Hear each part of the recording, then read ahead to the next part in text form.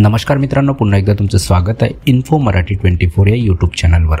मित्रांनो, EPS 95 pension वाढीबद्दल एक अत्यंत महत्त्वाची बातमी घेऊन आलेलो आहे। बातमी आहे EPS 95 पेन्शन वाढ होणार निश्चित। आता कर्मचाऱ्यांना मिळणार हा मोठा फायदा।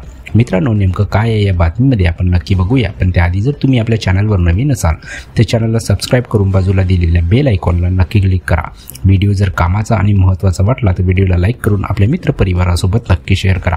आणि हो मित्रांनो, व्हिडिओला शेवटपर्यंत नक्की बघा जेणेकरून तुमच्याकडून कोणतीही माहिती सुटणार नाही। मित्रांनो, भारतातील लाखो पेन्शनधारकांसाठी EPS ही एक महत्त्वाची सामाजिक सुरक्षा योजना आहे। ही योजना खाजगी क्षेत्रातील कर्मचाऱ्यांना निवृत्तीनंतर नियमित उत्पन्न प्रदान करते, जेणेकरून ते सन्मानपूर्वक जीवन जगू शकतील।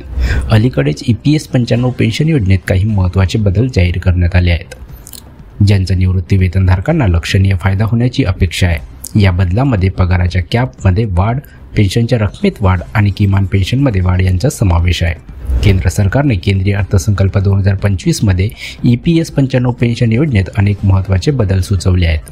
पेन्शनधारकाचे जीवनमान सुधारण्याच्या उद्देशाने हे बदल करण्यात आले आहेत। आता यामध्ये झालेले बदल पुढील प्रमाणे आहेत। पगार मर्यादेत वाढ।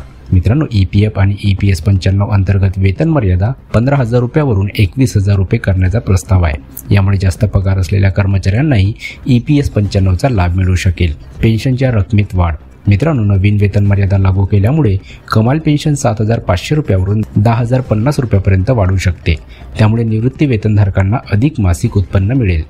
किमान पेन्शनमध्ये वाढ।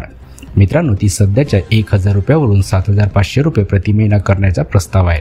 ज्या पेन्शनधारकांना कमी पेन्शन मिळते त्यांच्यासाठी हा बदल अत्यंत महत्त्वाचा आहे। महागाई भत्ता म्हणजे DA। पेन्शनधारकांना नियमित DA देण्याची योजना आहे। यामुळे पेन्शनधारकांना महागाईच्या प्रभावाचा सामना करण्यास मदत होईल। मोफत वैद्यकीय सेवा। मित्रांनो, निवृत्ती वेतनधारक आणि त्यांच्या जोडीदारांना मोफत आरोग्य सेवा देण्याचा प्रस्ताव आहे। पेन्शनधारकांसाठी हा मोठा दिलासा असेल, कारण ते कोणतीही चिंता न करता त्यांच्या आरोग्याच्या गरजा पूर्ण करू शकतील। पेन्शन गणनेतील बदल। मित्रांनो, मागील 60 महिन्याच्या सरासरी पगाराच्या आधारे पेन्शनची गणना करण्याचा प्रस्ताव आहे। यामुळे ज्या कर्मचाऱ्यांचा पगार गेल्या वर्षात वाढला आहे त्यांना जास्त पेन्शन मिळेल। मित्रांनो, EPS 95 पेन्शनची गणना कशी करावी याबद्दल आपण जाणून घेऊया। EPS पेन्शनची गणना खालील सूत्राच्या आधारे केली जाते, जे तुम्हाला स्क्रीनवर जे सूत्र दिसून राहिले आहे त्या आधारे EPS 95 पेन्शनची गणना केली जाते। पेन्शन इज इक्वल टू पेन्शनपात्र गुणिला सेवा कालावधी भागिला 70।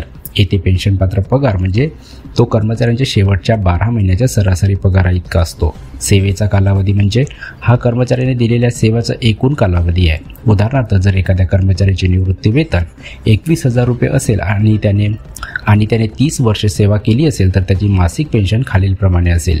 पेन्शन इज इक्वल टू 21,000 गुणिला 30 भागिला 70 इज इक्वल टू 9,000 रुपये। मित्रांनो, EPS 95 योजनेसाठी पात्रता काय आहे याबद्दल आपण बघूया। मित्रांनो, EPS 95 योजनेचा लाभ घेण्यासाठी कर्मचाऱ्यांनी खालील पात्रता निकष पूर्ण केले पाहिजेत। तो EPFOचा सदस्य असला पाहिजे। कर्मचाऱ्यांनी भविष्य निर्वाह निधी संघटनेचा EPFO सदस्य असणे आवश्यक आहे। सेवेची किमान लांबी। कर्मचाऱ्याने किमान 10 वर्ष सेवा केलेली असावी। वय त्याचे 58 वर्षे असणे गरजेचं आहे। मित्रांनो, कर्मचाऱ्यांचे वय 58 वर्ष असावे। जर कर्मचारी वयाच्या 50 वर्षानंतर निवृत्त झाला तर तो कमी पेन्शनसाठी पात्र असेल। नियमित योगदान। मित्रांनो, कर्मचारी आणि नियोक्ता दोघांनाही EPS 95 मध्ये नियमितपणे योगदान दिलेले असावे। तर मित्रांनो, कशी वाटली ही कामाची आणि महत्त्वाची बातमी? जर बातमी कामाची आणि महत्त्वाची वाटली असेल तर व्हिडिओला लाईक करून आपल्या मित्रपरिवारासोबत नक्की शेअर करा। तसेच जर तुम्ही आपल्या चॅनलवर नवीन असाल तर चॅनलला सबस्क्राइब करून बाजूला दिलेल्या बेल आयकॉनला नक्की क्लिक करा। व्हिडिओ बघितल्याबद्दल खूप खूप धन्यवाद।